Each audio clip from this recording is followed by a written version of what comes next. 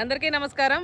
ఇప్పుడు మన వీడియో అయితే ఇక్కడ ఉన్నారు కదా పిల్లలు, ఇక్కడ వచ్చి దేవ, ఇక్కడ వచ్చి సుంకు అనమాట. వీళ్ళిద్దరూ రేపైతే వీళ్ళిద్దరిది బర్త్డే. అలాగే మన ఆశ్రమంలో మన శాంత ఉంది కదా, హాస్టల్లో ఉంది, అమ్మాయిది కానీ రేపే బర్త్డే. ఆమెనైతే రేపు పొద్దునే తీసుకొని వస్తాం ఆశ్రమంకి. అయితే ఈరోజు అయితే స్కూల్లోనే ఉన్నారు, హాస్టల్లోనే ఉన్నారు, స్కూల్ కాదు. తర్వాత నేను షాపింగ్కి వెళ్తుంటే అమ్మ మేము వస్తామని ఎంటబడినారు. ఇంతకుముందు అయితే శ్రావణి ఎంటబడేవాడు. అట్లా అంటే బర్త్డే వస్తే నేను వచ్చి బట్టలు తీసుకుంటా, చెప్పులు తీసుకుంటా అని నా వెనకంటే వచ్చేవాడు. శ్రావణ్ ఇప్పుడు పెద్ద పిల్లోడు అయిపోయినాడు కాబట్టి నేనైతే శ్రావణ్ నిజంగా పట్టించుకోలేదు.